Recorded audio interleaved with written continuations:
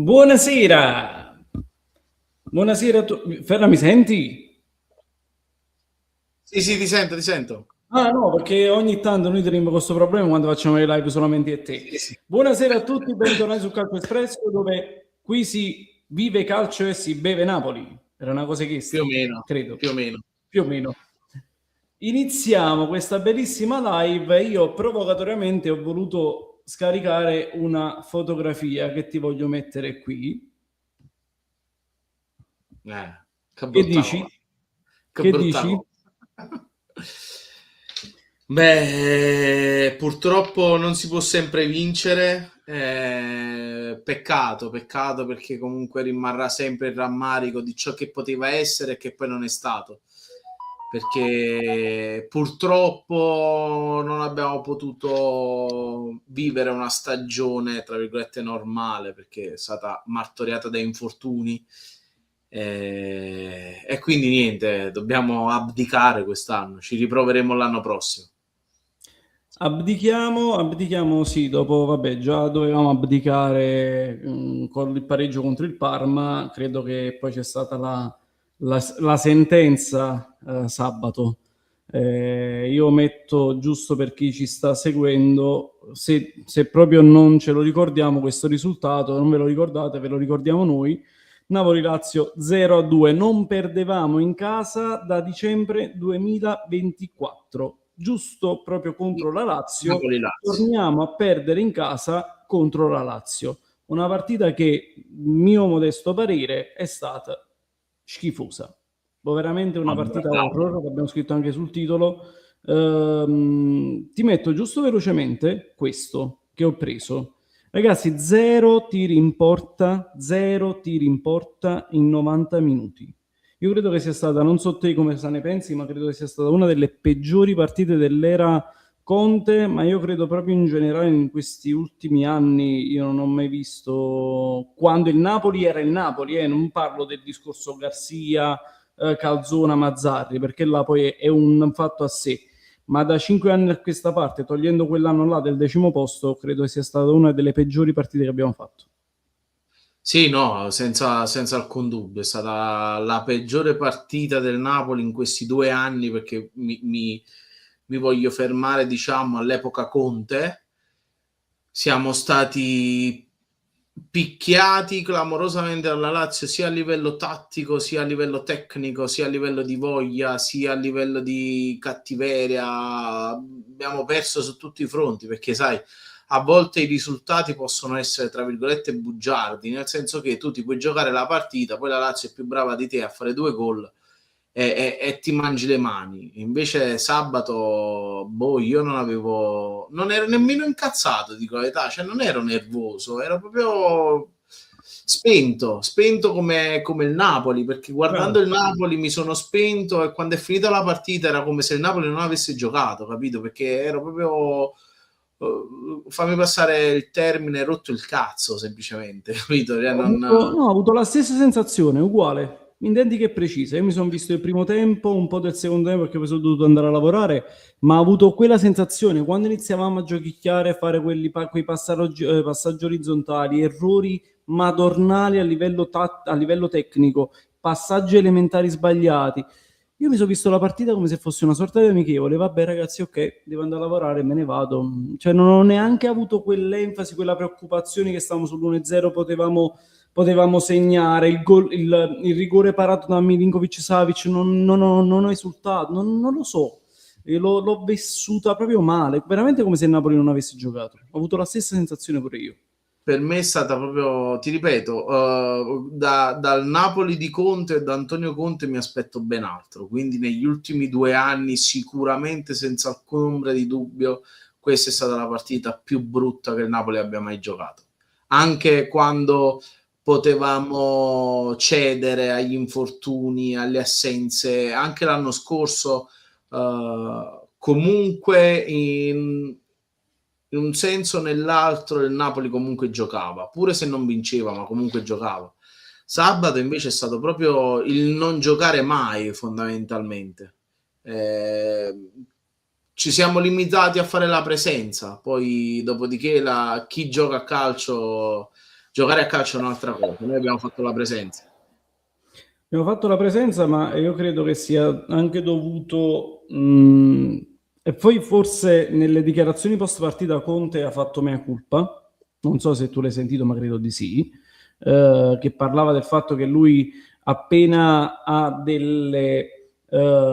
capisce di aver sbagliato determinate scelte, fa mea culpa, torna indietro, va a parlare col diretto interessato, torna sui suoi passi, ripensa. Io credo che sia tutto incentrato sulla scelta dei Fab Four, perché io uno come Anghissà in questo momento non lo posso vedere titolare, uno come McTominay non posso vederlo lì davanti, io lo vedrei arretrato, perché lui quando punta spalle, cioè quando punta con che ha davanti a sé la porta nelle incursioni, lui è molto più letale rispetto a quando fa la seconda punta, e soprattutto non puoi tenere Alison Santos, che è l'unico in squadra, considerato che Neres e Vergara sono infortunati, è l'unico in squadra che ti può puntare l'uomo e fare superiorità numerica e dare un po' più di brillantezza e di brio alla manovra.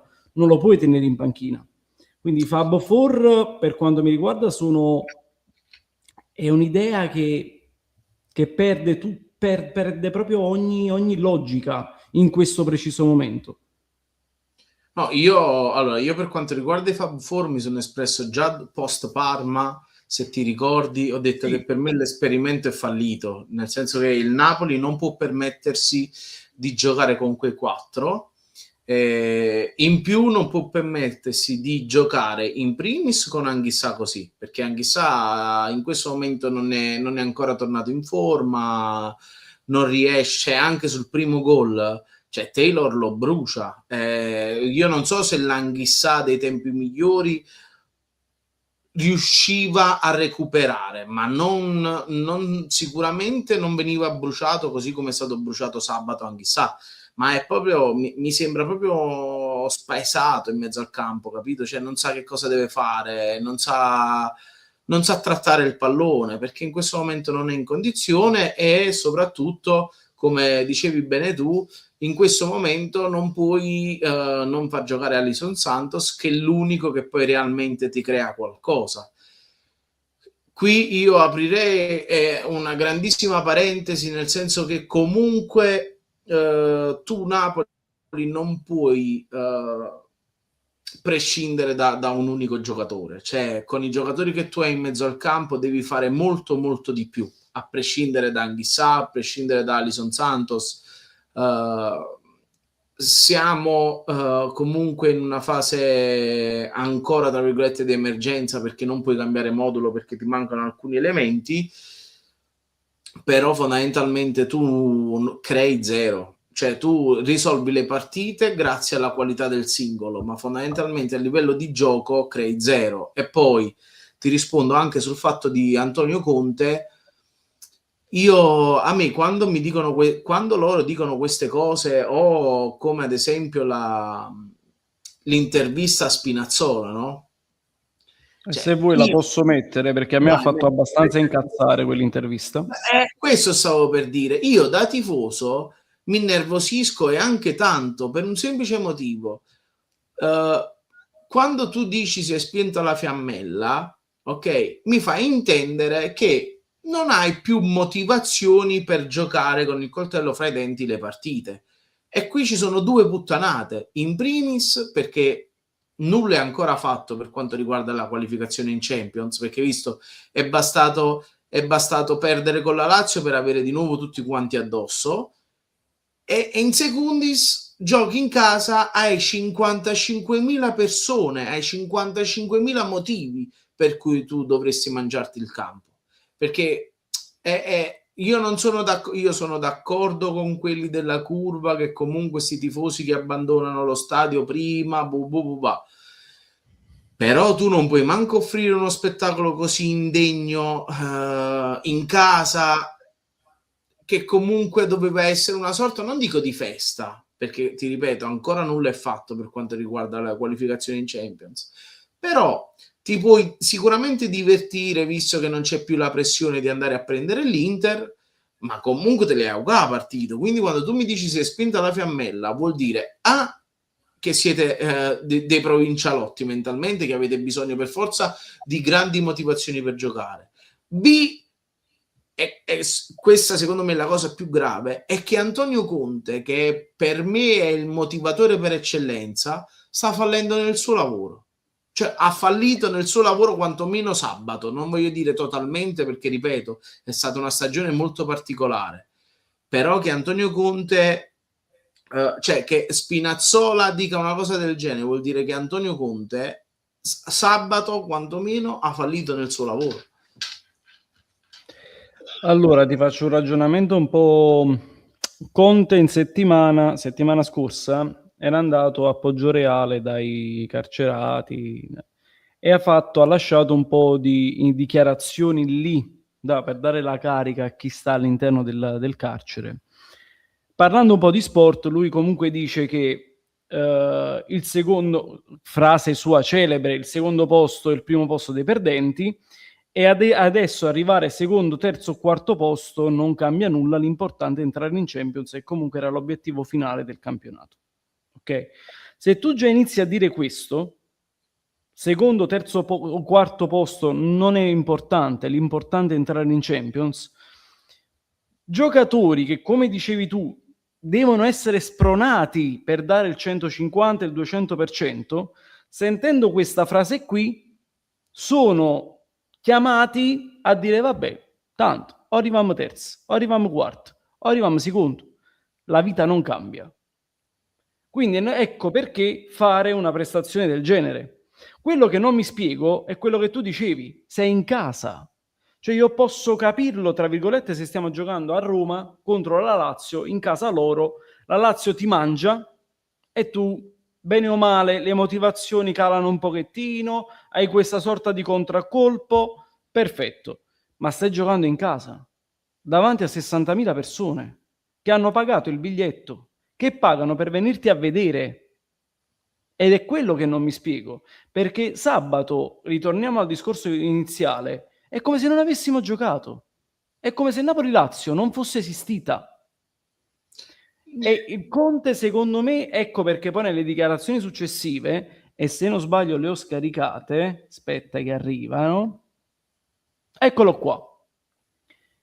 Probabilmente Conte ha capito che è una squadra che deve stare sempre sulla corda. Perché per me non è normale. Chiariamoci, per me non è normale che giocatori che l'anno scorso hanno vinto uno scudetto, e quindi a questo punto mi viene da dire che grazie a Conte che abbiamo fatto tutto quello che stiamo facendo, perché se non ci fosse Conte, altro che 10° posto di 2 anni fa.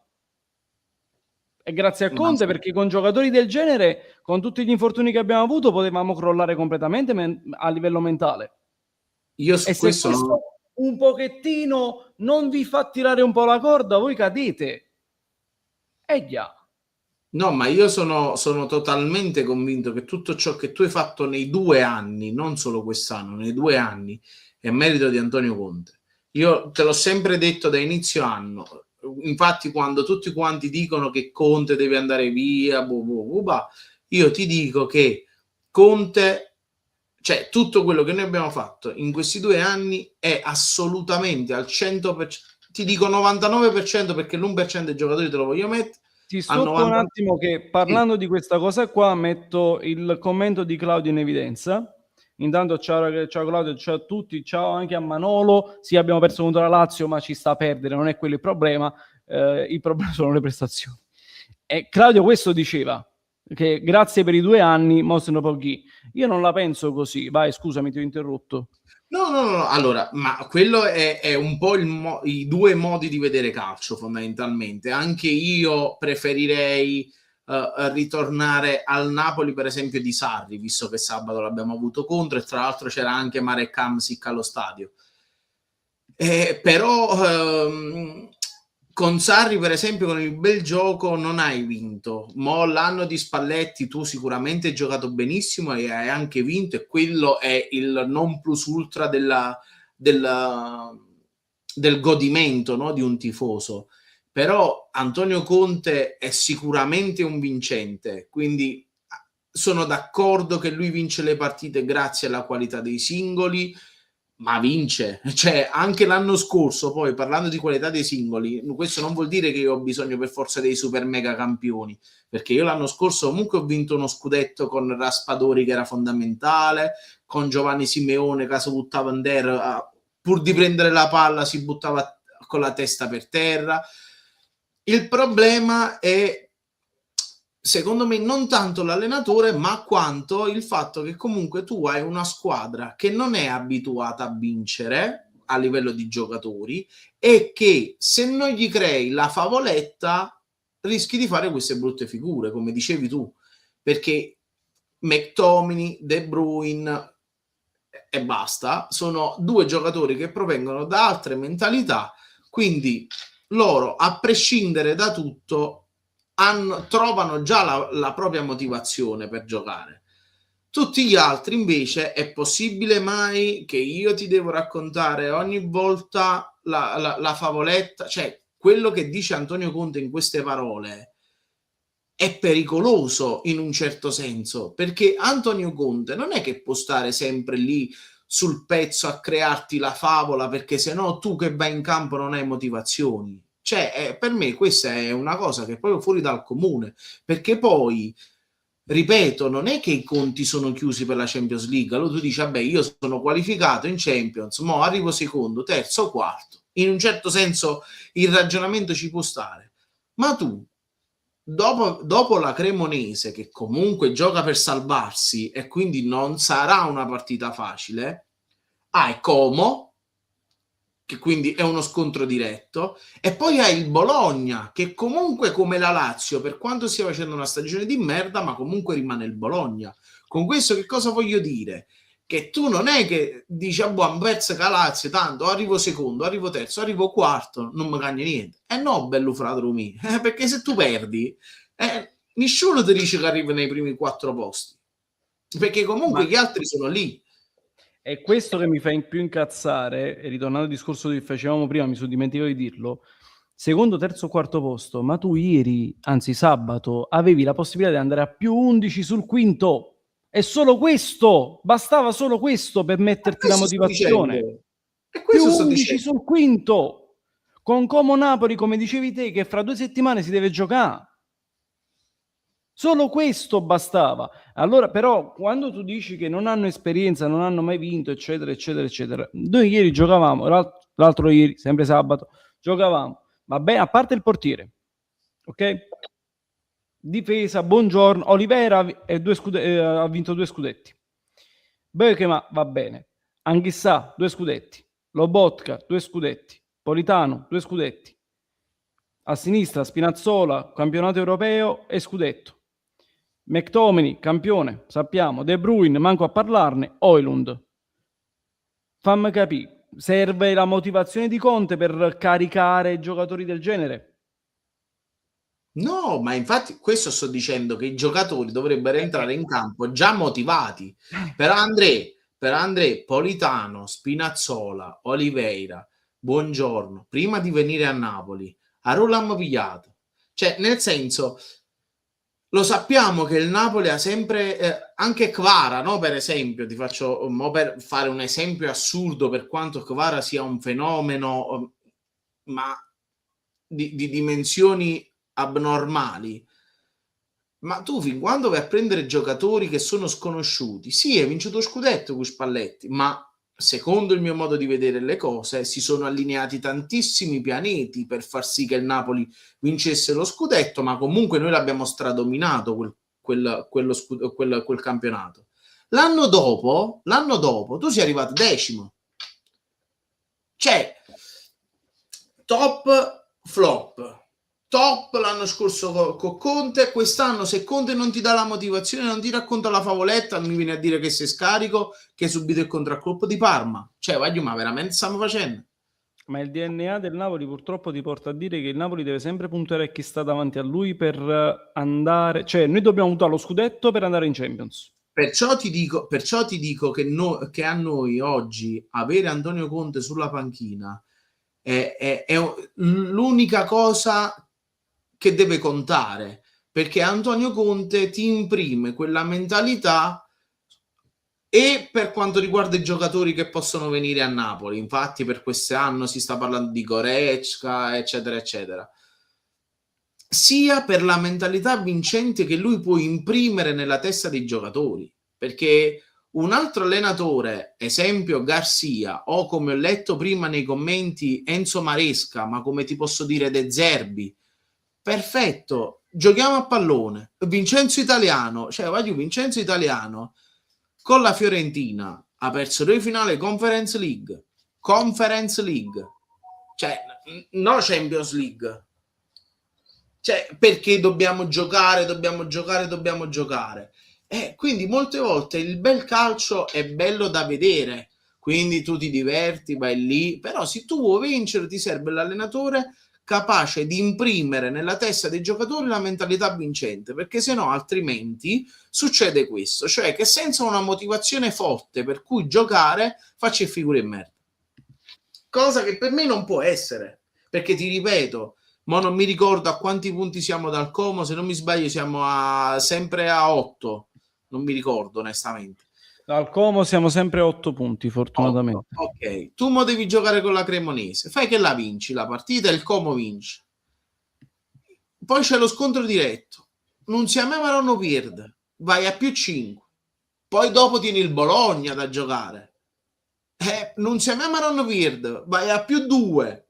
Cioè, quando poi tu invece se sabato vincevi e ripeto, diamo merito alla Lazio perché diamo al Cesare quel che è di Cesare. La Lazio ha fatto una grandissima partita sia tecnicamente che tatticamente. Si vedeva che avevano proprio voglia di vincerla la partita.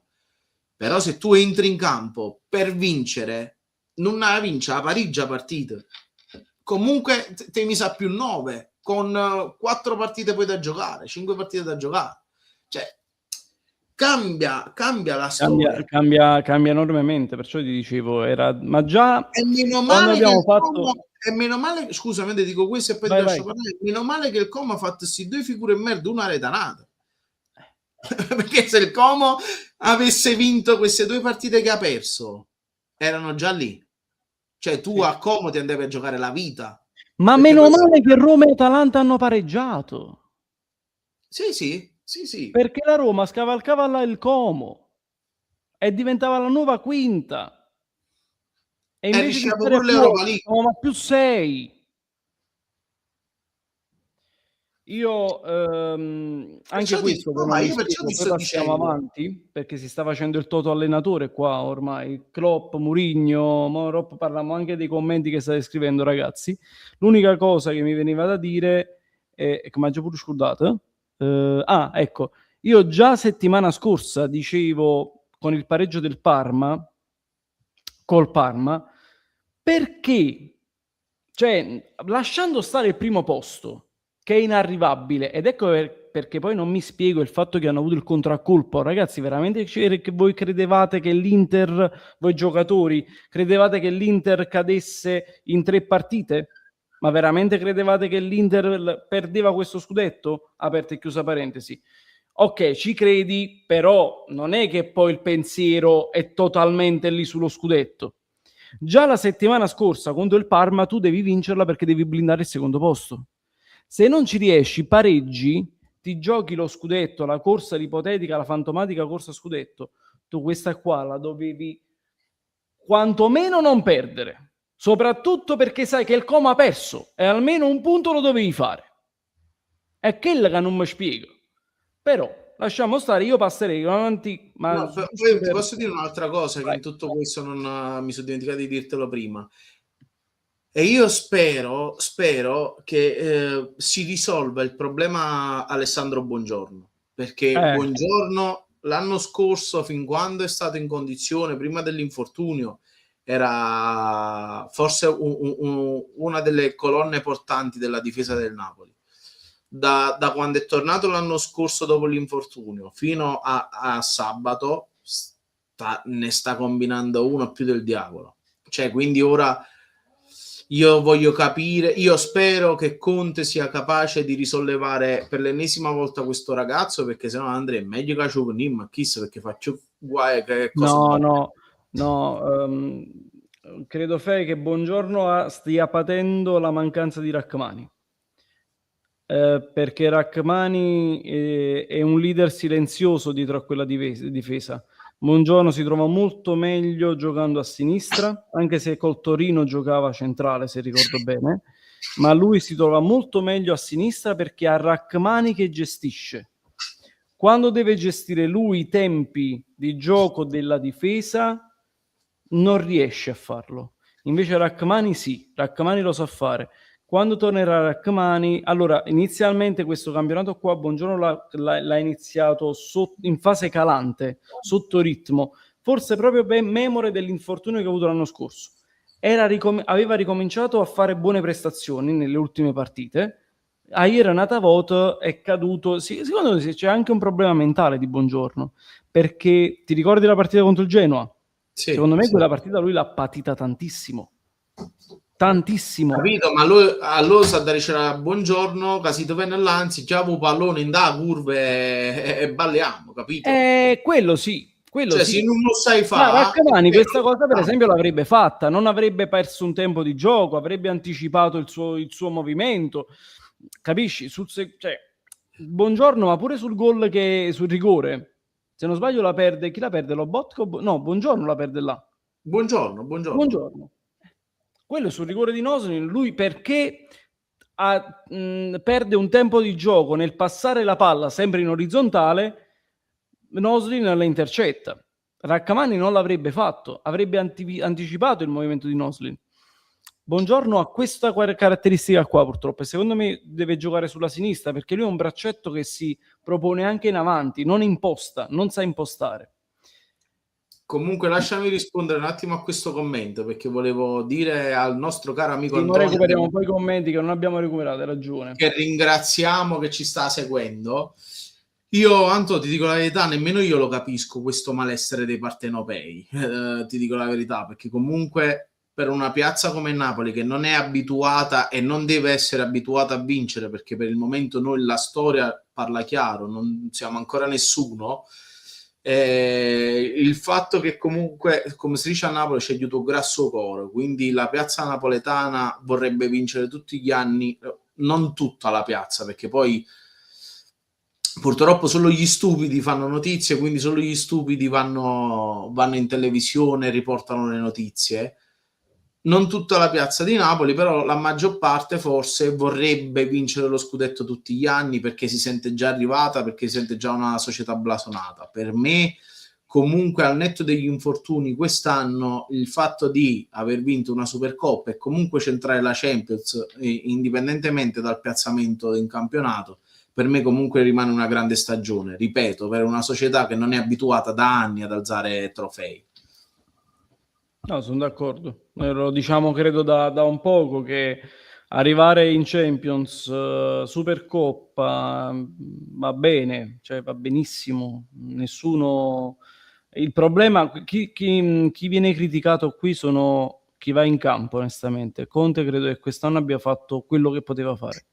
Il No, suo l'ha vabbè, fatto. Antonio Conte si critica forse Per il almeno, no, personaggio, almeno io personalmente critico il modo in cui arrivano determinate cose, tipo la Champions League.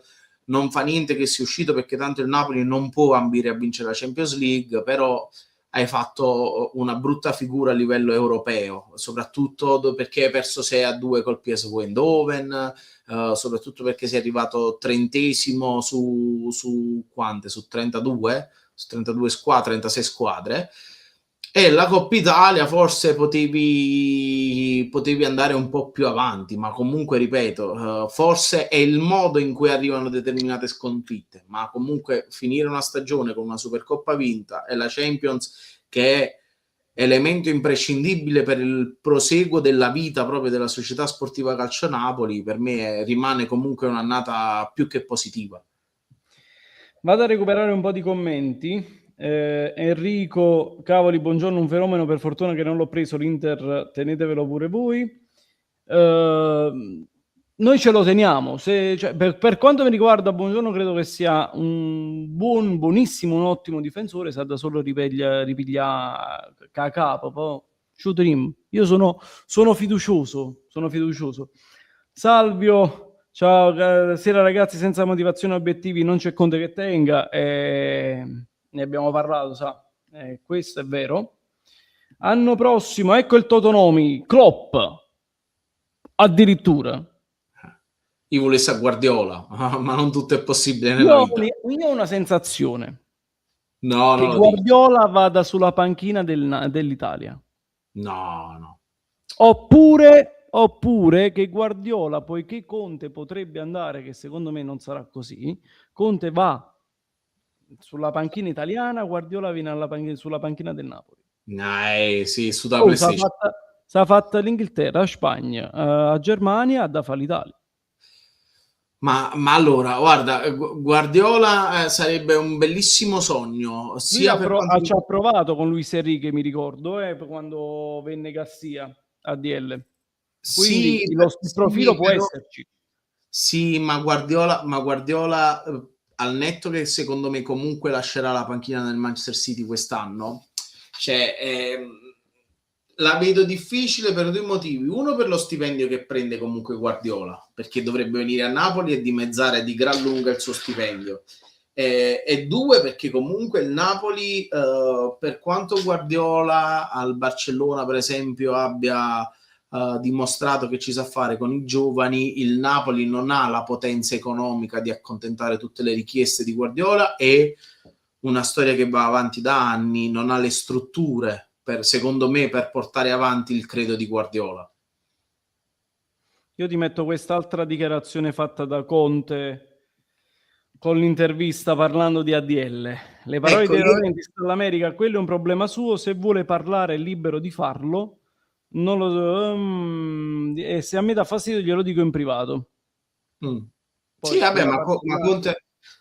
Conte è meglio che se sta zitto, perché comunque, ma non perché Conte non possa parlare, ma perché purtroppo tanti giornalai che abbiamo qui in Italia, soprattutto purtroppo quelli di fede partenopea, veramente, se tu dici A, loro creano un film clamoroso. Quindi in questo momento io penso che non siamo proprio nella condizione di poter creare mal di pancia, o vedi per esempio il caso Lukaku che tratteremo tra poco, vedi quanto ci hanno mangiato sopra sulla notizia di Lukaku e vogliono provare subito a destabilizzare l'ambiente. E ripeto, la cosa che più mi dispiace è che siano soprattutto i giornalai, i tifosi del Napoli che creano queste cose. Ma stesso anche su Conte in nazionale. Quando Conte disse il discorso della nazionale nell'intervista post partita, addirittura io sto vedendo o la Domenica Sportiva o Sky, adesso non mi ricordo, comunque i titoloni fermarono qualsiasi argomento che stavano trattando per dire Conte si propone alla nazionale. Non è vero, l'avete strumentalizzata voi, non è vero. Possiamo dire che Conte ogni volta che parla viene utilizzata una sua frase estrapolata per mangiarci un pochettino su? Sì, no, Possiamo certo, dirlo? certo, certo. Chis Puriello non può mai parlare perché qualsiasi cosa voglia dire o possa dire viene utilizzato. E... Io comunque se va via Antonio Conte da Napoli, io un nome che mi piace tanto ce l'ho, Qual è? Simone Inzaghi. No, no. A me Simone Inzaghi piace tanto. No, devo dire la verità, mi intriga parecchio Maresca. Mi intriga Maresca. Se proprio dovesse andare via Conte, Maresca potrebbe essere una bella lettura. Poi vabbè c'è Klopp, ma Klopp, ragazzi, Klopp si è ritirato, cioè Klopp ha detto che non vuole fare più l'allenatore, almeno per adesso, quindi non credo che possa tornare nuovamente in panchina, che sia quella del Napoli o altre panchine. No, Guardiola, come dicevi te, inarrivabile eventualmente. Io, oddio, stavo per cadere il microfono, io preferisco un terzo anno di Conte, perché io credo Sì, che quest'anno il Napoli di Conte non l'abbiamo visto, quindi preferisco che ci sia ancora Conte in panchina.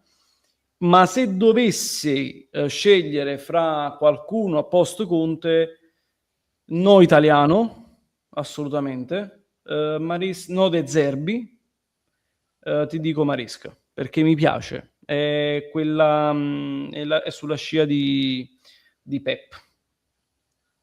fondamentalmente. È il nuovo che avanza. Grazie per Antonio Montesanti, grazie per la risposta, e dice: ma precisiamo che gli infortuni sono un aggravante e non una scusante. Sono entrambe le cose, secondo me, Anto. Uno, perché è vero che la questione infortuni sarà una questione sicuramente da chiarire a fine campionato, perché qualcuno sicuramente ha sbagliato. Voglio ricordare che comunque, ma sicuramente lo sapete, che comunque in uno staff di un allenatore non è l'allenatore che si occupa di tutto, cioè nel senso l'allenatore dà, diciamo, le linee guida da rispettare, poi comunque anche Conte il suo preparatore sportivo, il preparatore atletico, il fisioterapista, il nutrizionista, eccetera eccetera. Quindi sicuramente qualcuno ha sbagliato e dovrà pagare, e mi auguro che paghi. Però, e quindi questa è l'aggravante, però è anche una scusante, perché come abbiamo detto tantissime volte, posso capire il discorso preparazione, eccetera, eccetera, fino a un certo punto. Poi dopo un po' gli infortuni sono arrivati anche perché molti, per esempio, si sono infortunati anche in nazionale, e molti altri infortuni sono dovuti anche al fatto che giocavano sempre gli stessi, quindi poi a un certo punto i muscoli sono crollati.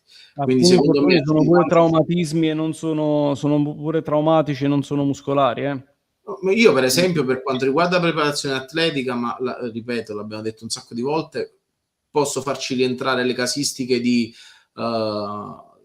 Lukaku e De Bruyne, anche Anghissato, che è arrivato all'inizio, diciamo, anche se Anghissà si è fatto male in nazionale.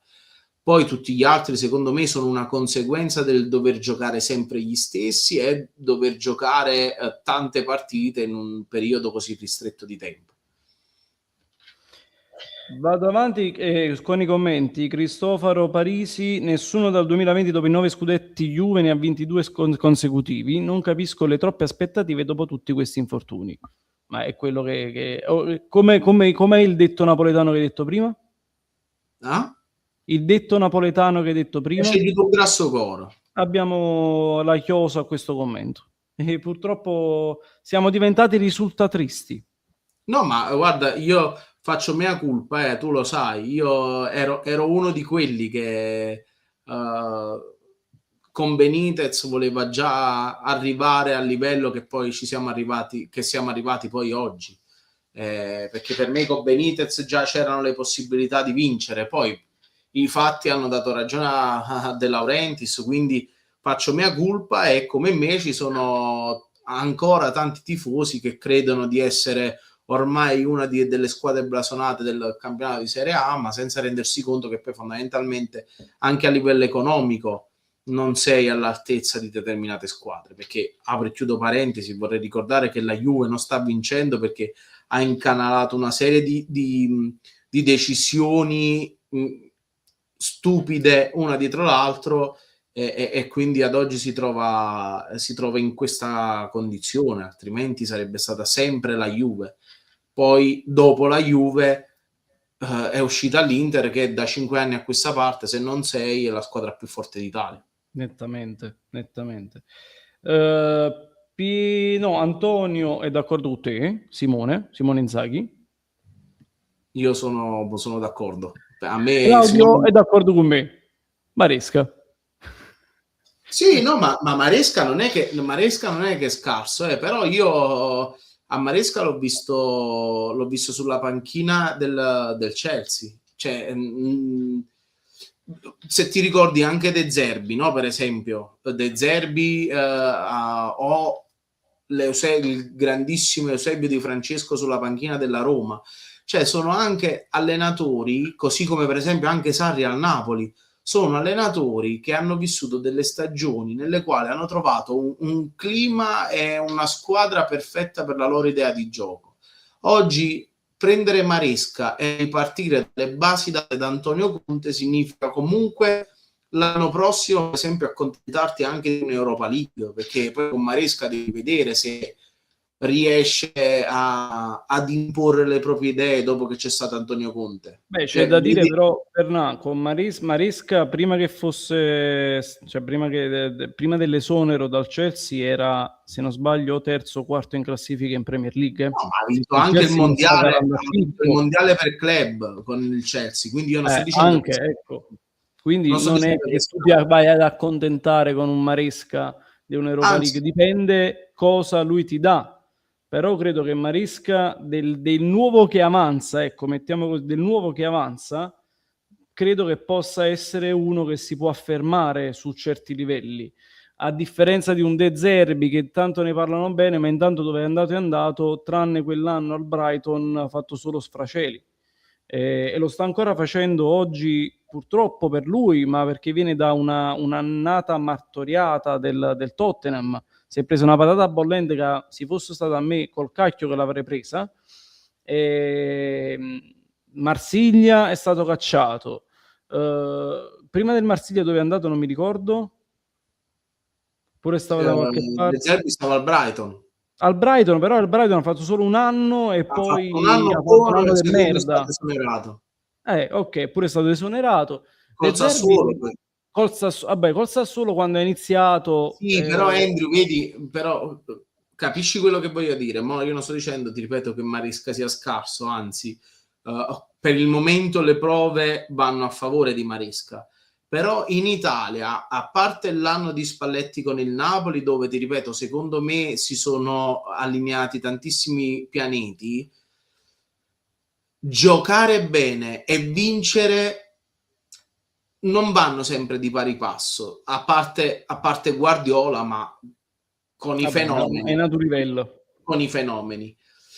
In Italia, per esempio, abbiamo avuto, parlo del Napoli, abbiamo avuto Sarri e non ha vinto. C'è Italiano e comunque alla fine ha vinto una Coppa Italia col Bologna e, ripeto, ha perso 2 finali di Conference League con la Fiorentina. Abbiamo avuto De Zerbi, abbiamo avuto Di Francesco. Alla fine, oltre al giocare bene, che cosa hanno portato a casa? Zero. E allora, se tu mi dici io ti trovo un allenatore che unisce l'utile al dilettevole, allora io ti dico anche va bene. Tipo può essere Maresca, perché ripeto, le prove sono a favore di Maresca. Però a me piace, io per esempio mi piacerebbe un ritorno, ti faccio un esempio, di Sarri, no? Perché ho ancora in memoria il Napoli di Sarri, che sono stati ad oggi ancora, secondo me, i 3 anni più belli che io ho vissuto da D'accordo. tifoso del Napoli. Intanto ti metto nel frattempo che parli di Sarri. Sì. Cioè, però Sarri a Napoli ha trovato una squadra, tant'è vero che Sarri poi tutto ciò che ha fatto a Napoli non è più riuscito a ripeterlo da nessun'altra parte, né a Chelsea, né alla Juve, né tantomeno alla Lazio. Quindi io ho memoria di quei 3 anni di Napoli e per me sono stati 3 anni più belli da tifoso del Ma Napoli. Però non poi credere che se dovesse tornare fondamentalmente Sarri tornerebbe il Napoli di Sarri, eh. no, però poi fondamentalmente che cosa hai vinto? Niente. O nulla.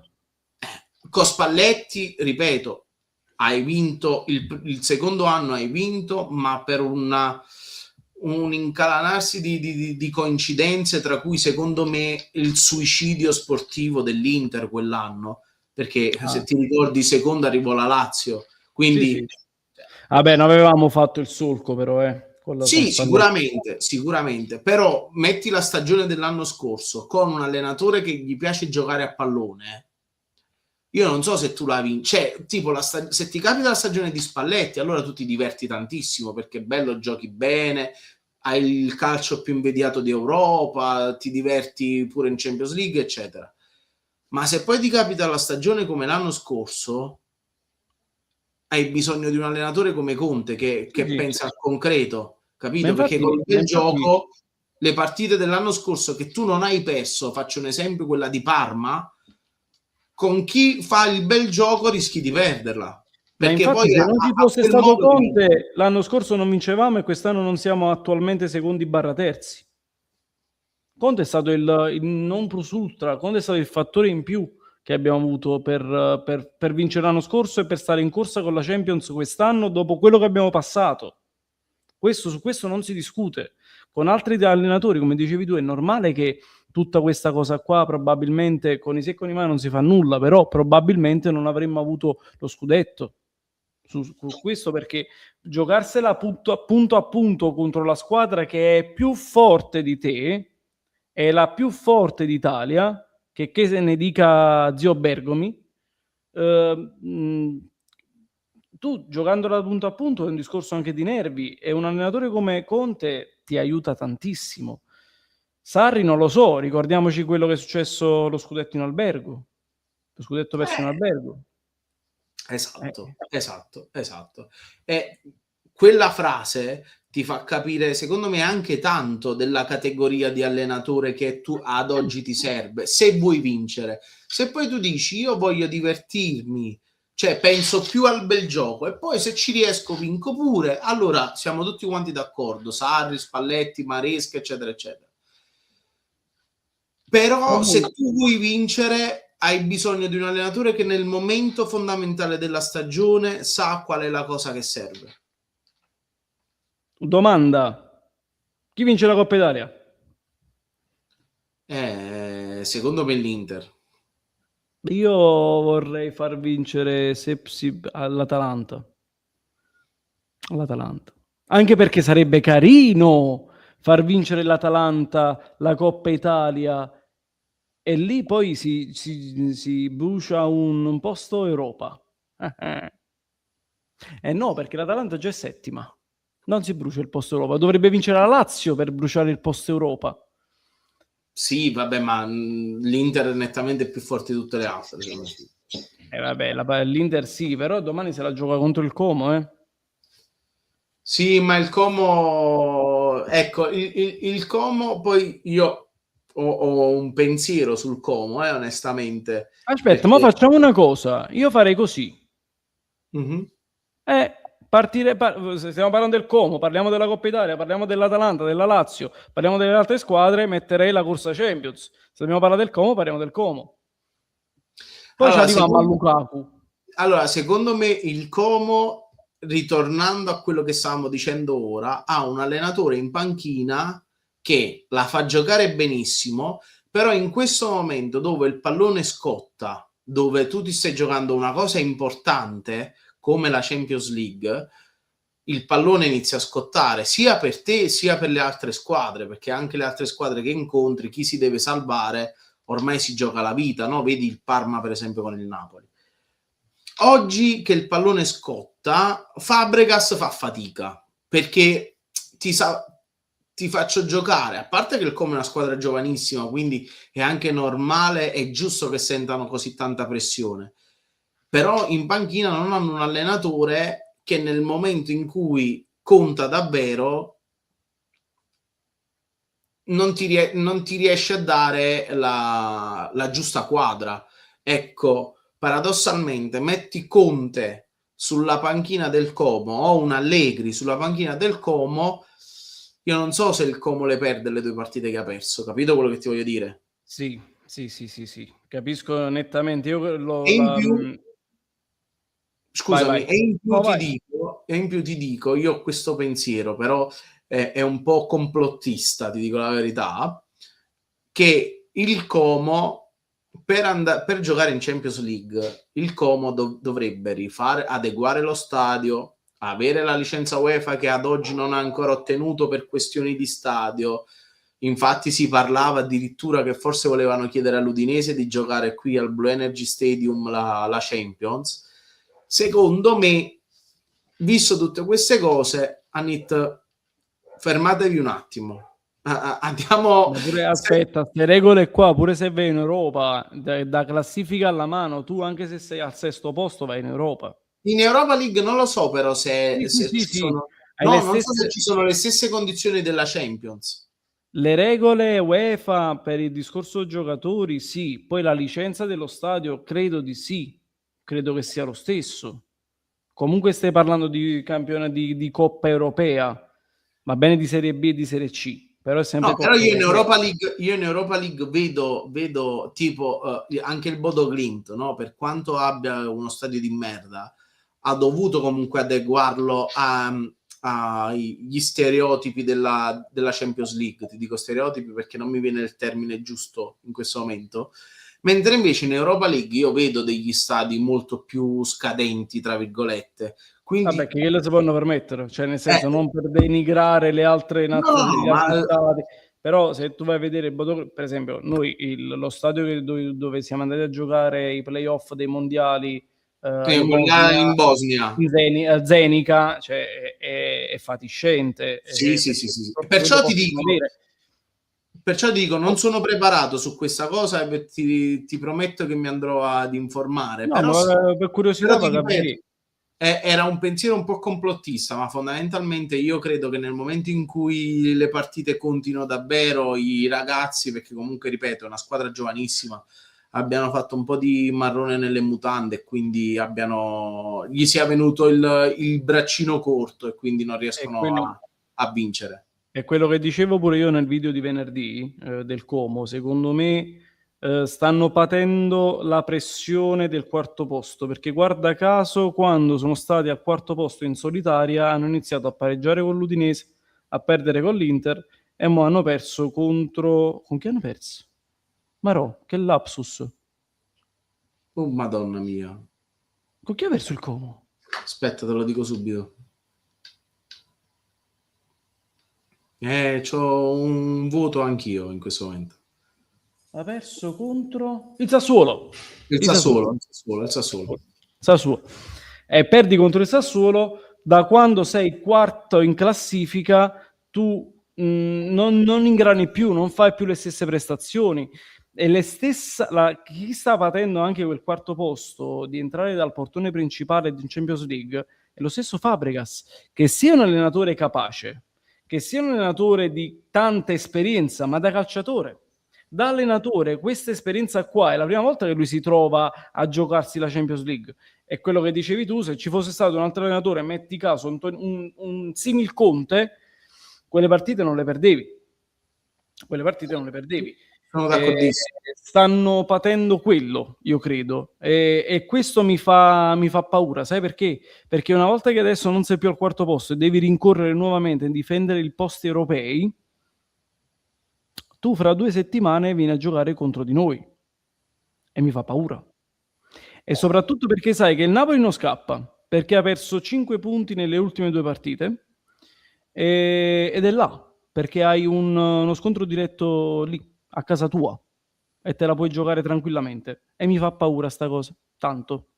Perciò il discorso, vabbè, poi torniamo al discorso di prima, il discorso Champions doveva essere chiuso, strachiuso e messo proprio lucchetta, serrature e tutto resta preso. Però lasciamo stare.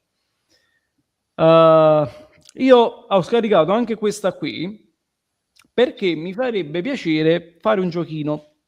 Secondo te, in base a questo calendario, ora mettiamo che la Juventus non ho potuto prendere un'immagine un po' più giovane, un po' più fresca, perché mi porta ancora che la Juventus contro il Bologna ancora deve giocare, ma là c'è un verde, perché Sì, Juventus è verde, ok? E sì, solo la Juventus sta a 63 punti. sì. Considerate le ultime 5 partite, e ci sono, metto nel calderone anche il Napoli, ci sono 3 posti Champions. Chi buttiamo dalla torre tra queste 5? No, vabbè, ma allora ti dico, nel frattempo che te lo dico, perché dobbiamo, per dovere di cronaca, te lo devo dire, mi faccio tutti gli scongiuri del caso. Per me i posti in Champions sono quelli lì. Quindi Milan, Napoli e Juve, poi vedremo l'ordine. Perché comunque io mi aspetto dal Napoli che, nonostante abbia la trasferta a Como, comunque ha in casa Cremonese, Bologna e Udinese e fuori casa ha il Pisa. Non ti dico che mi aspetto di fare 15 punti in 5 partite, ma mi aspetto almeno 12 in queste 5. Mentre invece il Como comunque già andare a giocare a Genoa non è facilissimo. Poi comunque deve giocare con il Napoli. Fondamentalmente il La Napoli parte un prossima po' più c'è avanti. Juventus-Milan. La prossima sì, la prossima, ecco, ritornando al discorso di qui sopra, io spero che con la Cremonese in casa di nuovo, soprattutto perché c'è lo scontro diretto Milan-Juve, tu abbia le motivazioni, abbia la fiamma ma non la fiamma, il falò acceso per vincere quella partita. Una brace, Atene, una brace. Anche perché la Lazio è comunque sempre la Lazio, anche se sta facendo una stagione di merda, quindi ripeto, non ci sta come hai perso, ma ci sta a perdere. A Cremonese sta pigliando pacchero per tutto parto, quindi io proprio non accetto altro risultato al di fuori della vittoria, capito? E mi aspetto che i giocatori entrino in campo mangiandosi il campo. Ad oggi ti posso dire che non ho, cioè, allora, 8 punti sulla quinta sono tanti. Tanti, ma non, cioè, sono tanti, ma non tantissimi. Proprio perché hai lo scontro diretto in casa loro. Parlo del Como. Il Napoli, però, vedendo le ultime 5, nelle ultime 5, 3 squadre per me sono una mazzata per oggi, per lo stato di forma di oggi. Il Como, hai il Bologna e hai Udinese. Fortunatamente Bologna e Udinese ce l'hai in casa, però per come giocano Bologna e Udinese mi fanno paura.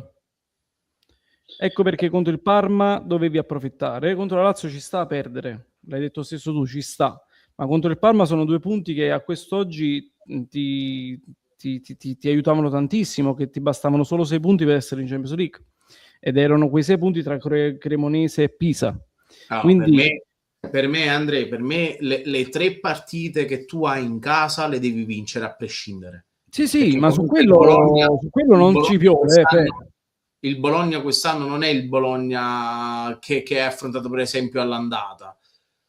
In più è vero, è la trasferta di Pisa, ma Pisa c'è. No, ma Non io ha ti da dico, manco le trasi 3 in mezzo partite campo. che mi fanno paura sono l'Udinese, Cremonese e Pisa, con tutto bene per Cremonese e Pisa, ma la Cremonese è la Cremonese. Il Pisa è in Serie B. Quindi, raga, cioè, a meno che non ci vogliamo suicidare, Cremonese e Pisa su 6 punti. Quelle che mi fanno paura, tra virgolette, cioè che rispetto, no paura, rispetto maggiormente, sono Bologna perché è il Bologna e l'Udinese perché l'Udinese non se ne fotte se hai vinto il campionato, se sei in Champions, se lei è 14esima, 13esima, è salva, non se ne fotte proprio. Gioca, Vabbè, gioca. ma sicuramente loro verranno a Napoli e tu dovrai andare da loro per giocartela la partita, perché comunque il Pisa, anche se è straultima, questo non vuol dire che non si giochi la partita. Il problema sta tutto nel Napoli, perché se il Napoli fa il Napoli, tu puoi fare anche 15 punti su 15. Il Sì, problema è certo. che se il Napoli non fa il Napoli, come è successo Se il sabato, Napoli come è gioca successo come contro domenica. la Lazio, noi potremmo perdere pure tutte e 5. Sì, sì, sì, capito? Questo è perché poi comunque loro le motivazioni ce le avranno, perché anche il Bologna, ripeto, non è che ti vuole regalare la partita, la Cremonese non è che ti vuole regalare la partita, quindi comunque giocheranno e devi essere tu che devi far capire chi sei e quanto vali. Se giochi come hai giocato con Parma e con Lazio, farai fatica tutte e 5 le partite. Se invece giochi da Napoli, come secondo me sappiamo giocare, cioè, non dovresti, tra virgolette, avere preoccupazione. Poi ti ripeto, io continuo con i miei scongiuri fin quando non finirà la live. Però se devo avere paura della Cremonese, del Pisa e dell'Udinese, allora a questo punto non meritiamo nemmeno di andare in No, no, Champions no, League. bravissimo, bravissimo, bravissimo. Lo devi meritare. E se hai detto le parole che stavo pensando io di dire dopo, lo devi meritare. Per meritartelo non puoi avere paura di queste squadre qua. Cioè, devi fare il Napoli, punto. Devi fare il Io anche Napoli. delle ultime 5 partite, anche se comunque parliamo del Como che ha fatto una grandissima stagione, io Napoli, poi lascia stare che io tifoso ho paura di tutte e 5 perché vivo la partita con l'ansia, è tutto cagato sotto e va bene, ma io squadra Napoli, cioè io sono superiore a tutte e 5, ma non di poco. Cioè se io faccio il Napoli sono superiore di gran lunga a tutte queste Certo, 5 squadre. Il problema è d'accordo. che tu lo eri anche di Parma e Lazio. Però se poi fai giochi come hai giocato queste ultime 2, allora non ti meriti proprio di andare in Champions se io devo avere paura anzi forse ragioniamo al contrario. Io spero che Conte gli faccia avere paura di tutte e 5 le squadre, perché Spinazzola ti ha detto che hanno bisogno della fiamma per giocare bene, perché sennò fanno il figure in merda. Capito? A questo punto, mo assodato che il Napoli lo mettiamo in Champions. Sì. Ti dico che il calendario più difficile qua in mezzo ce l'ha, credo, il Milan, perché ha Juventus e Atalanta e Genoa, o Juventus, Sassuolo, Atalanta. Il Milan sta a 66, ha più 6 dal Como. Allora, Potrebbe rischiare, lo sai. Per me chi ce l'ha più difficile, onestamente, credo sia la Roma. Vabbè, ma la Roma io l'ho Io messa la perché Roma la l'immagine lo escludo. porta, ma io credo che la Roma col calendario che ha e con lo stato di forma che ha oggi, la Roma non può arrivare in Champions, non ce la fa proprio. Poi ti dico, tra le 4 rimaste, sì, ce l'ha il Milan sicuramente, anche se comunque lo scontro diretto con la Juve ce l'ha in casa, però per le ultime prestazioni del Milan, perché anche col Verona il Milan non è che ha fatto questa grande partita, poi io non l'ho vista tutta, l'ho vista che ero comunque impegnato, indaffarato, quindi non è che mi sono concentrato a vederla. Ma Milan ha fatto sta partita grandissima col Verona e viene da 2 sconfitte con Napoli e Udinese, soprattutto quella con l'Udinese, una botta clamorosa. Quindi per me sì, per me il calendario più difficile ce l'ha il Milan, soprattutto perché comunque con Juve e Atalanta ecco, vale lo stesso discorso che abbiamo fatto per noi, per il Napoli, cioè che comunque solo con la differenza che il Napoli ce l'ha col Como la partita, diciamo, difficile. Il Milan già ce ne ha 2 a prescindere, quindi Juve e Atalanta, anche se ce l'ha tutte e 2 in casa. Poi comunque c'è Genoa e Cagliari, che comunque andare a Genoa e comunque il Cagliari è tosta. Secondo me tanto fa anche quando tu affronti le squadre, nel senso che sì, c'è Juventus-Milan la prossima, c'è il Como, metti caso che il Como vince e il Milan perde, e la prossima, vabbè, il Como gioca contro di noi. Ti spiego il mio ragionamento. Sì. C'è una partita importante la prossima settimana, ma lascia stare che sia Juventus-Milan, Como Napoli, tutto resta preso. Se il Milan vince e la Juventus perde e il Como vince, anche la partita che ci sarà fra 2 settimane, che la Juventus potrebbe essere molto abbordabile, metti caso un Juventus-Pisa, potrebbe diventare un'insidia, perché comunque hai la pressione della squadra che sta dietro.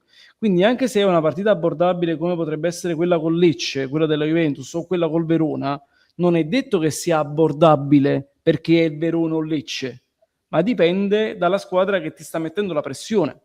Se il Como sta a un punto, quella partita per te scotta molto di più se il Como stesse a 4 punti. Quindi dipende anche molto da come le squadre si affrontano nelle partite precedenti. Noi possiamo fare pronostici, nostre idee, ma dipende tantissimo da risultato a giornata dopo giornata. Sì, no, però io guardo questa classifica anche in base alla condizione fisica della squadra, no? Cioè, Attualmente sì, certo. la Juve in questo momento è in una condizione fisica tale che appoggerebbe non so se la posso dire la I parola cojones. in testa a tutte le altre 19 squadre della Serie A. Cioè, infatti l'abbiamo visto anche in Inter-Juve, la Juve 11 contro 11, ti dico la mia, avrebbe vinto quella partita.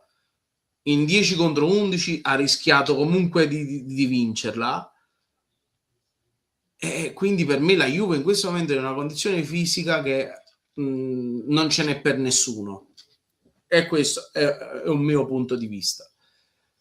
Il Milan invece vive un po' la situazione opposta a quella della Juve, che comunque viene da, sì, ti ripeto, ha vinto col Verona, ma non mi è sembrata questa grande prestazione, e il Como comunque le ultime 2 partite le ha steccate entrambe, non mostrando nemmeno chissà quale calcio. Quindi secondo me se proprio qualcuno deve temere il Como al momento, secondo me è il Milan. perché è in La una cosa bella... condizione che in più ha sia la Juve che con l'Atalanta, mentre il Como dopo Napoli No, Verona, comunque Parma, Cremonese a sono... squadre che comunque fondamentalmente può vincere, no? Quindi, Sì, mentre invece il Milan poi fai che perde con la Juve il Milan, ok? E il Como vince con il Genoa. Il Como va a 61, il Milan rimane a 66. Sono meno 5. vai, Poi vabbè, che stai dicendo la stessa cosa che stavo dicendo io. no, poi metti che il Como vince con il Napoli e va a 60 e comunque rimangono a meno 5 perché io non penso che col Sassuolo il Milan perda, anche se ha dimostrato che il Milan può perdere con chiunque. Poi tu hai l'Atalanta, mentre il Como va a giocare a Verona. Non sia mai la Madonna, il Como vince col Verona e tu non vinci con l'Atalanta. Stai a più 3 barra più 2. Ma guarda che Cremonese e Cagliari sono rispettivamente le avversarie all'ultima partita di Como e Milan. Cremonese e Cagliari ad oggi sono quelle squadre che potrebbero ancora oggi salvarsi, cioè lottano per l'ultimo posto, ok? L'ultimo posto per la salvezza. Che ne sai tu arrivando a fine campionato Cagliari e Cremonese come stanno messi? E in mezzo c'è la Juventus, vabbè, il Lecce, ce l'ha alla 36esima, là poi è da vedere come sta il Lecce, perché io credo che fra le 3 squadre che stanno in lotta per il 18° posto, la Cremo la vedo più in forma, anche se viene da 2 sconfitte o 3 sconfitte, ma non mi ricordo. Tu volevi dire una cosa, mi hai scusato. Ah, questo, No, ma il paradosso è proprio questo, voglio essere cattivo. A me piacerebbe vedere il Milan fuori dalla Champions. Però so che per vedere il Milan fuori dalla Champions, non per il Milan, ma per Allegri, così scende dal piedistallo di sto cazzo, per vedere il Milan in Champions, il Como deve vincere con Napoli. Non so quanto vale il gioco, vale la candela. no, vabbè, ma Andrei, fondamentalmente basta che ci in Champions. Mo ti Ah sì, ripeto, anzi, infatti, se io Napoli oggi già abbiamo parlato e per Fernando e per me è già tutto scritto. io invece ti stavo per dire una cosa, se dovessi basarmi sulla condizione atletica e sulle ultime partite che ho visto delle squadre, ti dico, la classifica finale per me sarà Inter, Juve, Napoli, Milan. Sì, sono d'accordo, pure io l'ho pensato. Anche perché sono 3, quanti punti sono? In differenza 3 punti, giusto? 3 punti ce l'abbiamo con la Juve. Sì, sono d'accordo. Poi può darsi che invece domenica il Milan batte la Juve e quindi ricalcoleremo di nuovo lunedì prossimo. Ma E ad questo è il oggi, discorso che ti dicevo io, dipende da giornata a giornata. Tu puoi ma fare ad qualsiasi oggi, ad previsione, poi... oggi, onestamente, a me la Juve, cioè se fosse la Juve il quinto posto, dice su Maronna Amicia, ma sta corto. Perché per me la Juve ad oggi sta proprio sta che palla fuori. Ma la Quindi Juve ti posso dire che secondo me ha avuto un hype grazie alla Roma, perché la Roma è caduta a picco dopo quel gol subito di Gatti al 93esimo. Quando quella partita finisce 3-3, la Roma non esiste più per la corsa Champions e la Juventus rinasce completamente. Che la Juventus si trovava a meno 7 dal quarto posto. Da meno 7 dopo 3 giornate arriva da più 1 sul sì, quarto però, posto. però Andrew, ti dico la verità, io la Roma un po' me l'aspettavo anche perché non ha una rosa così ampia da poter durare tutto il campionato. In No, più già è tanto quello che l'allenatore ha fatto, secondo me. e in più l'allenatore della Roma è Gasperini, che ce l'ha proprio nel DNA, che da marzo in poi inizia a precipitare, e io questo lo riconduco comunque al discorso che facevamo prima, cioè quello che ti dà l'allenatore nel momento in cui la palla conti, perché diciamo che si sa, è risaputo che da agosto a marzo tutte le squadre che tu incontri comunque se la giocano la partita perché cazzo che mi va bene, la vinco, eccetera. Ma da marzo in poi è come se incominciasse un altro campionato, perché le squadre che si devono salvare vengono a giocare con il coltello fra i denti, che si stanno giocando la vita per non retrocedere. e puntualmente da marzo in poi Gasperini cala. Perché? Ce ne possono essere tantissime di condizioni. Per me una su tutte è il fatto che Gasperini sa giocare solo in un unico modo. Nel momento in cui non va in porto quel modo di giocare, Gasperini non si sa inventare altro. Credo che là ci siano poi il discorso lite Ranieri, Gasperini, ci sono anche problemi interni loro che forse Ranieri ha sbagliato il tempo, non doveva farli uscire adesso, ma sono sintomi di un malessere che va oltre il campo. Io per esempio non riesco a capire come Zaragoza, che è arrivato al mercato di gennaio, non giochi neanche più un minuto. Giocatori come Dovbyk o Ferguson, prima ancora del loro infortunio, non giocassero e sono stati mandati a fare in culo da Gasperini. Ci sono tante cose a Roma che non mi spiego, e poi vedi chi sta in panchina e ti dici: ah, vabbè, allora sta a posto, ha mai capito il personaggio, che Gasperini è questo. E come dicevi te, non ha la rosa ad oggi, considerando anche tutti gli infortuni che hanno avuto, per competere. Però quello che dico io è che se la Juventus avesse avuto un'avversaria come la Roma ancora in lotta per la Champions League, non so se questo stato di forma psicofisico era lo stesso. Perché una cosa è avere il Como che nelle ultime 3 partite sta patendo la corsa Champions, un'altra cosa è avere la Roma che vuole arrivare a quella corsa Champions. La Juventus è sicuramente rinata, questo è sicuro, anche perché secondo me non ha avversarie degne per il quarto posto. Cioè, il Como l'avrebbe, se fosse stata una squadra, o Como l'avrebbe blindato quel quarto posto, ecco, per intenderci. Sì, no, ma poi la Juve ha un allenatore che comunque sa trattare anche i giocatori, oltre a dare un bel Lo calcio. conosciamo benissimo. Spalletti ha capovolto completamente la situazione Juve da quando è subentrato. All'inizio ha fatto un po' di fatica perché ovviamente si doveva un attimo ambientare, tutti i giocatori dovevano ambientarsi al gioco di Spalletti, ma poi Spalletti noi lo conosciamo bene, anche per come parla e quello che dice. Ti entra qua, Sì, Spalletti. è vero anche che molte partite la Juve le ha risolte anche, non dico con fortuna, perché molte partite invece le ha dominate e poi non le ha vinte. Tipo, mo vedi anche mo con il Bologna, comunque c'è il gol di David, comunque i marcatori girano, c'è il McKennie, c'è Thuram, ma poi fondamentalmente, Andrew, cioè se tu vai a leggere la rosa della Juve, cioè, formulo bene quello che voglio dire. Se i primi 4 posti dovessero essere Inter, Napoli, Milan e Juve, poi l'ordine poi vediamo, secondo me sono entrate in Champions le 4 rose più forti d'Italia. Poi, a mio modestissimo parere, la Juve è un gradino sotto Inter e Napoli sulla carta, ma la Juve ha una signora rosa comunque, anzi alla Juve manca forse la punta e forse un centrocampista in più, ma poi la Posso essere Juve... provocatorio? Ha una Sì. signora rosa per questa Serie A.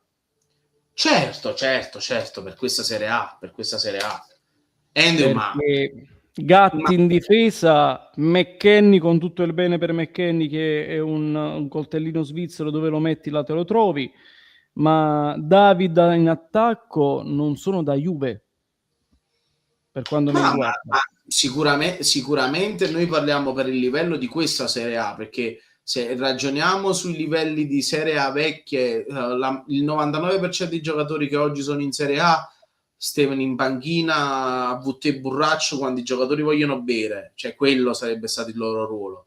È normale che per questo livello di Serie A, ma comunque se tu prendi l'ossatura centrale della Juve, ti ripeto, ci manca la punta, ma mettici Ildiz a posto della punta, che comunque secondo me la Juve ha una signora punta in rosa e secondo me dall'anno prossimo vedremo. Vlahovic. Sì, però leva Vlahovic, mettici Ildiz, ok? Come ossatura. Cioè, comunque in attacco c'ha Ildiz, centrocampo c'ha Thuram, che a me piace tantissimo. Io l'unico, oltre a Ildiz ovviamente, che prenderei è Thuram. Io Thuram lo amo come giocatore. Thuram a me mi fa impazzire, e guarda che da quando è arrivato Spalletti anche Locatelli non sta sfigurando, anche No, ma Locatelli la è un Juventus giocatore gioca rinato. bene, ma perché credo che la Juventus era un problema anche e soprattutto di testa, perché i giocatori, mo ci vuole, i giocatori per competere per la Champions League ce li ha, per competere per il campionato no, ma per la Champions League sì, Ma ed era un problema ad di testa. oggi, ma Ad oggi nessuno, ad oggi nessuno può competere con l'Inter a livello di rosa. d'accordo, Ok. d'accordissimo. Poi Milan, Napoli e Juve bene o male si equivalgono come rosa, perché uno ha una criticità da qualche parte, l'altra da un'altra parte. Tipo, che ti devo dire, tipo la Juve, il terzo di sinistra della Juve è Kelly, ma noi giocamo con Oliveira, che non è che tu dici tenga Van Basten, Van Basten, se da me, Beckenbauer, che pulisce. Killumarosk. E dopo, Cioè, ragazzi, dopo un'ora e 20 di live ci sta avere un po' di comunque stanchezza. loro hanno in porta Di Gregorio, che equivale secondo me a uno tra Milinkovic e Meret, cioè non è che tu dici o Gigio Donnarumma in porta e loro hanno Di Gregorio. Sì, sì. Poi c'hanno Gatti, Bremer, Kelly, e noi diciamo con i giocatori titolari Buongiorno Brugge, buongiorno Rachmani. Rachmani, quindi bene o male forse sei un po' più forte rispetto a Kelly se metti Buongiorno. A centrocampo Lobotka, McTominay, De Bruyne, ma loro comunque hanno Locatelli, Thuram, vabbè, ci devi mettere McKennie, ma in attacco loro però sono forti, hanno Ildiz, hanno Vlahovic, dall'altra parte a me per esempio c'è, come si chiama? No, quell'altro, come si chiama? Zegrova. Zegrova, a me piace tantissimo, però a quanto pare non è da Serie A, perché forse ancora si deve ambientare, Ma lo ma stesso comunque Opendà ne parlavano benissimo, ma non... no, non può fare la prima punta. Perciò ti dico, cioè, se tu le metti sulla bilancia tutte e tre, comunque bene o male si equivalgono. Ti ho detto, secondo me forse noi siamo un po' più forti a livello di rosa rispetto a Milan e Juve, perché quest'anno comunque c'è De Bruyne, anche se De Bruyne quest'anno, Andrea, lo dobbiamo dire, non è stato un grandissimo acquisto. Poi No, sicuramente è un top player, però se ti devo dire che è il De non Bruyne l'abbiamo che visto, non l'abbiamo visto, anche perché non è neanche commentabile quello che sta facendo in queste ultime 3 partite, perché lui è arrivato a razzo post infortunio, poi si sa che post infortunio tu hai un momento di down, poi nuovamente risali. E il problema è che in questo momento De Bruyne sta facendo questo, e tu per tutto l'anno non hai visto l'encefalogramma piatto, perché oltre le imbucate che, se non sbaglio, quando abbiamo giocato contro lo Sporting Lisbona, se non sbaglio con Højlund, non mi ricordo, quando pure fece segnare Højlund contro il Genoa, non mi ricordo, però hai visto poco di De Bruyne, cioè non l'hai proprio visto. De Bruyne io spero che rimanga un altro anno proprio per assaporarlo, per ammirarlo, sì, perché Andrea, però c'è da dire che in questo momento, se tu vuoi giocare con De Bruyne in campo, si deve sedere Anghissà, perché non puoi avere McTominay e De Bruyne ma infatti, larghi, perché non sono i giocatori. I Fab Four per me non hanno senso di esistere, e ti ripeto, come ho dissi pure una settimana scorsa, uno tra Anghissà e Lobotka quest'anno se ne andrà via, perché tu non puoi permetterti di giocare così. Anghissà purtroppo, cioè quello che sta facendo Anghissà, se il sistema di gioco rimane questo, lo farà McTominay, perché McTominay ha fatto vedere che giocando a 2 a centrocampo e un centrocampo a 4 sa il fatto suo, sa giocare benissimo, ti dà tanto. Ma E io guarda guarda, caso, quando McTominay è avanzato, dal centrocampo non arriva un cazzo. ma prima parlavamo di allenatori, no? Noi per esempio, se volessi fare un attimo il paragone con il Napoli più bello che abbia mai visto, cioè quello là di Sarri, quindi giocare col 4-3-3, se tu levi Anghissà da mezzo e fai fare a McTominay, oppure quando hai vinto lo scudetto, tu giocavi a 3 a centrocampo, ti trovi con Spalletti. Io al posto di Anghissà metto McTominay e dall'altra parte, l'altra mezzala la fa De Bruyne, con Alisson Santos e Politano sulle fasce, Højlund centrale. Basta. Non ho capito, è quello che io imputo sempre a Conte è la mancanza, tra virgolette, di carattere nel andare vicino a uno di tutti e quattro e dire: per questa partita tassietto tu un coppa panchina, per la prossima tassietto tu, per l'altra ancora tassietto chi la ancora.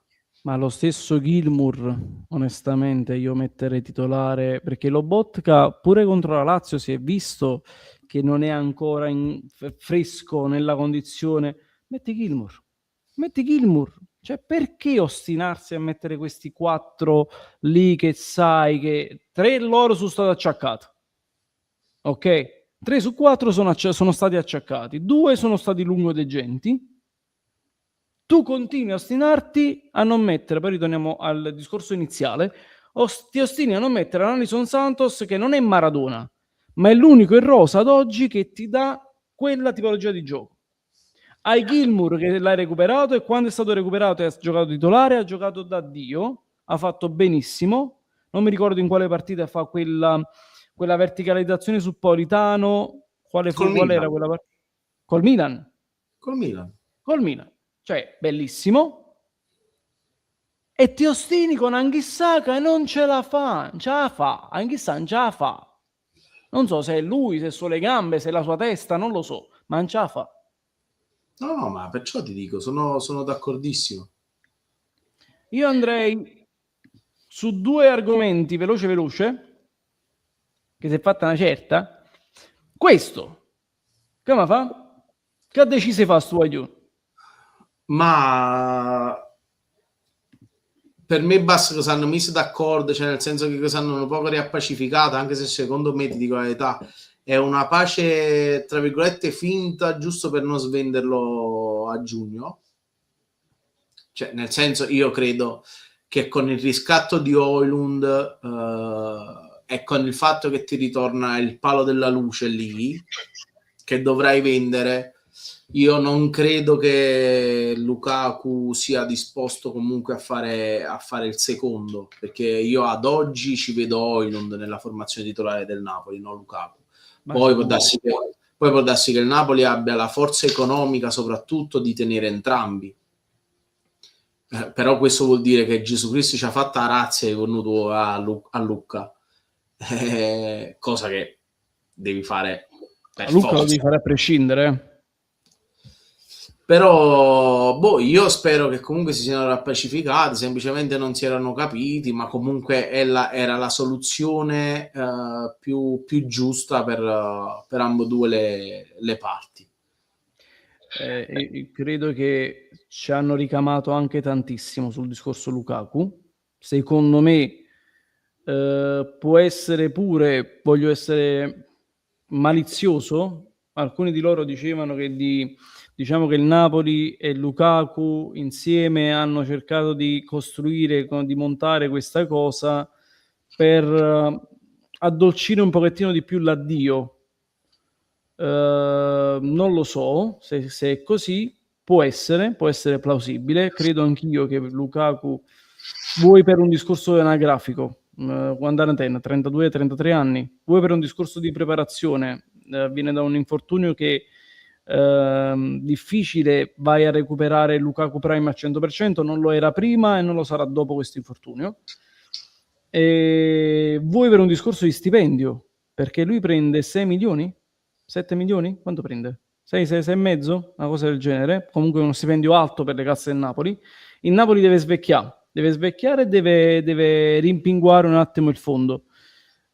Cosa fai? Vendi Lukaku, perché è quel giocatore che non è più titolare. Højlund deve fare il titolare del Napoli, un giocatore di 23 anni che ti porta l'attacco avanti e hai un futuro assicurato con Højlund, perché Højlund ecco, per esempio, secondo me se Højlund fosse stato allenato ad oggi da uno Spalletti, credo che Højlund avrebbe fatto anche 20-25 gol, Poi, tipologia di gioco di Conte, era un modo diverso di giocare, però. tipologia di gioco di Conte, spalle alla porta, lo perdi un pochettino sulla profondità, perché Højlund è uno che sulla profondità ti brucia.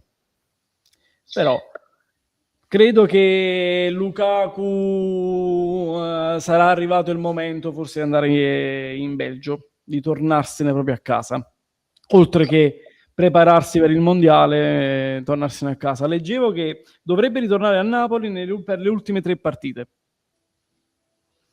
Se vanno a fare amichevoli pre-mondiale. Ma guarda, ma io ti ripeto, per l'anno prossimo, se la coppia d'attacco del Napoli sarà, cioè se il parco attaccanti del Napoli sarà Højlund, Lukaku, non è che mi dispiace, perché No, comunque stiamo anzi, parlando di un grande anzi, attaccante. Il problema è a livello economico, che non so se il Napoli può sostenere tutti e due, e in più, ripeto, devi sperare che nessuno dei due si fa male, e in più devi sperare di vendere Lucca, cosa che secondo me sarà difficile, a meno che qualche pazzo non si sia innamorato di Lucca, la no, vedo ma difficile. Luca sarà una minusvalenza enorme. O lo mandi un altro anno in prestito, Eh. sperando che faccia bene dove andrà. Ovviamente ti dovrai scollare lo stipendio di Lucca, anche perché ritornerà a Napoli anche Lang, che io spero, perché Sì, si parla di Galatasaray un non suo... vuole, ho letto che il Galatasaray sta puntando Rashford e non vuole riscattare Lang. Io spero non sia così, spero sia una puttanata, ma che invece vogliano riscattarlo.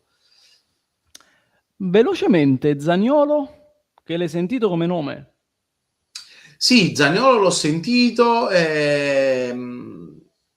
ti devo dire, forse meriterebbe un'altra occasione in una grande squadra. Lo Il, penso pro- anch'io.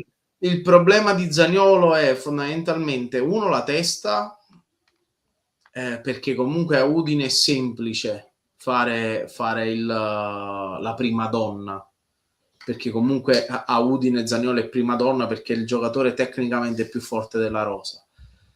Calarsi in una realtà come Napoli è comunque cioè, se prendi Zaniolo è perché giochi con i tre là davanti, capito? Perché non Giochi potrà mai fare, per 3-4-2-1. esempio, fa Politano oggi. Però poi sì, vabbè, secondo me il Napoli dovrà fare una mini rivoluzione quest'anno. Ma allora, se rimane Conte, devi Dipende, capire. dipende chi sarà Devi l'allenatore. capire Conte come vuole giocare, perché Conte ha iniziato col 4-3-3 l'anno scorso, poi per vari motivi siamo passati al 3-5-2. Quest'anno ha preso di nuovo col 4-1-4-1 perché volevo fare i Big Four, eccetera, eccetera, e comunque si è ritornato a una sorta di 3-5-2. Mo mettila in campo come vuoi, ma è una sorta di 3-5-2. Quindi se io voglio giocare col 3-5-2 non posso prendere Zaniolo perché non ho posto per Zaniolo. Se invece, anche perché se prendi Zaniolo vuol dire che, esempio, nei due dietro Højlund, Sasset, De Bruyne, perché credo che Alisson Santos dall'anno prossimo sarà titolare nel Napoli, anche se, come abbiamo detto prima, già oggi deve essere titolare nel Napoli perché è l'unico che crea qualcosa.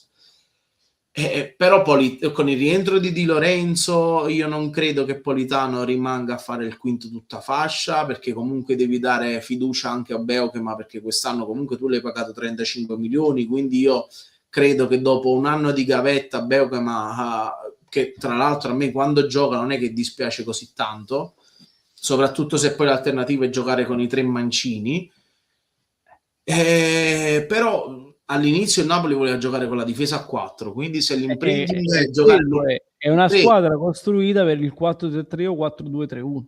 Quello è il problema. È sì, una squadra costruita ma per il Napoli ha quella creato tattica le sue lì. fortune, ma il Napoli ha sempre creato le sue fortune con il 4-3-3, perché noi è da Sarri che giochiamo, cioè che abbiamo la squadra costruita per giocare col 4-3-3 e tra l'altro costruita per giocare a calcio. Ma Quindi infatti io non so se considerando i giocatori che hai in rosa, non so se veramente, se dovesse rimanere Conte, ovviamente, tu vai a continuare a giocare col 3-4-2-1, perché tu hai esterni che possono giocare da esterni e non da seconde punte, Alisson e Neres. Hai Politano che ad oggi ti sta facendo il tutta fascia, ma non lo vedo un tutta fascia. Hai Di Lorenzo che dove gioca?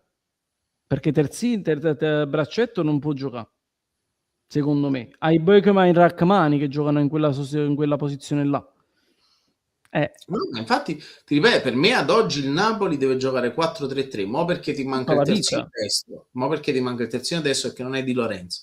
Ma il Napoli è una squadra costruita per giocare 4-3-3. Poi, se l'anno prossimo, come dici tu, ci sarà una rivoluzione, che quindi vuol dire vendere Politano, vendere tutti, in pratica quasi tutti gli esterni che tu hai, in più hai De Bruyne, quindi se rimane De Bruyne, Scusami, abbiamo comprato Gutierrez. Gutierrez, ma poi tu nei due dietro la prima punta, se tu devi parlare condizione ottima per tutti, ottimale per tutti, vuoi giocare col 3-4-2-1.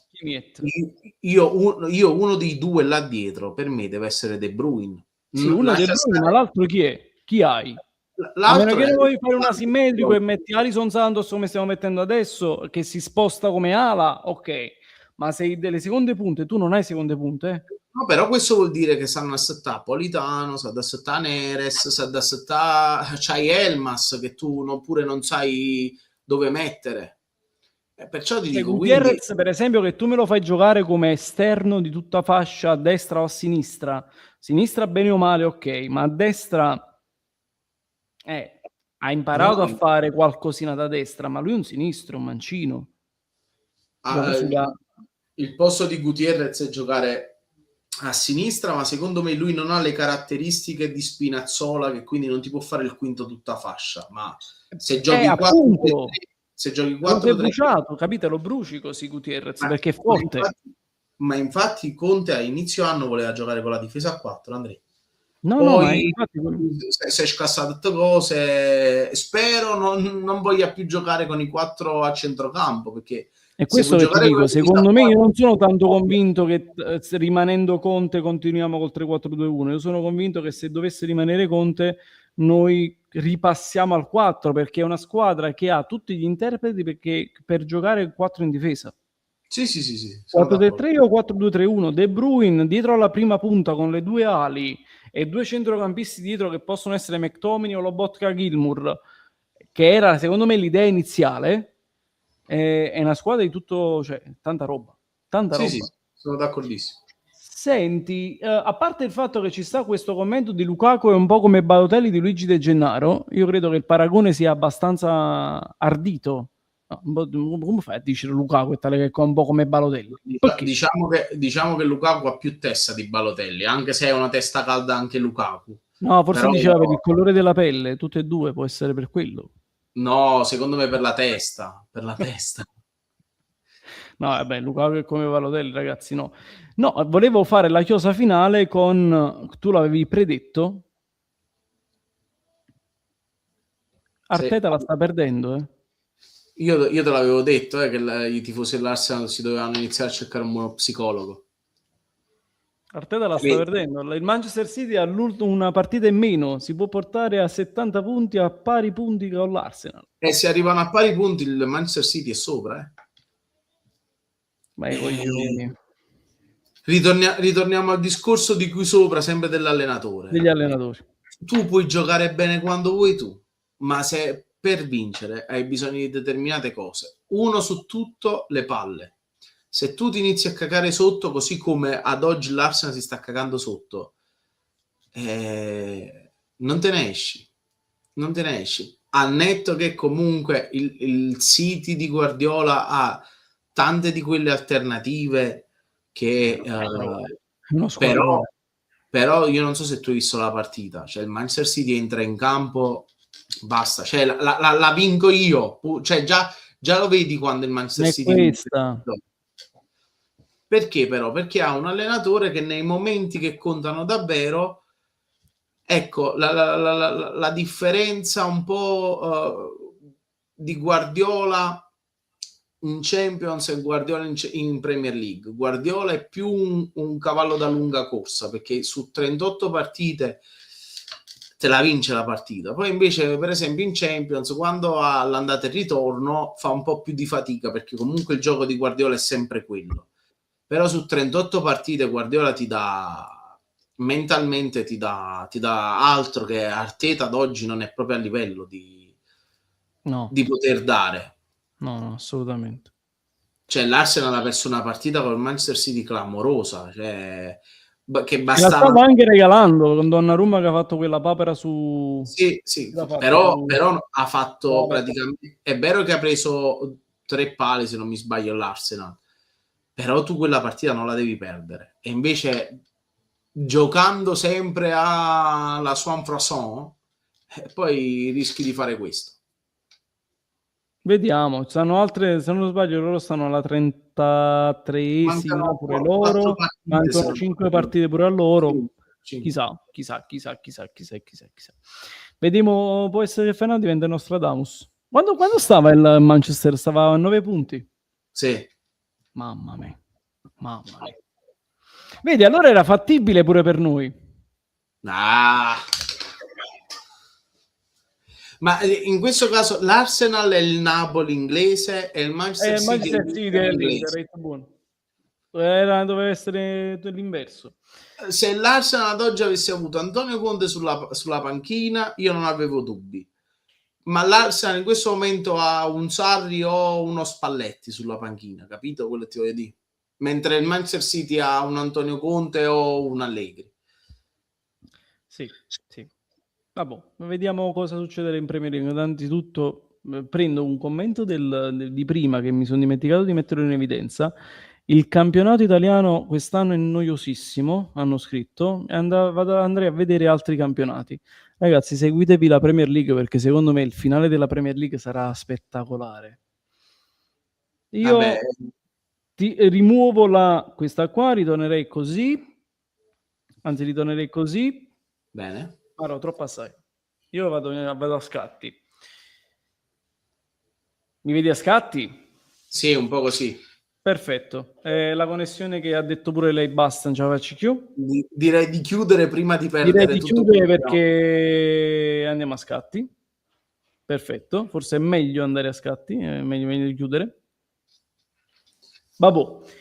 Ragazzi, grazie per aver seguito fino a quest'ora e 39 e ci vediamo nei prossimi impegni.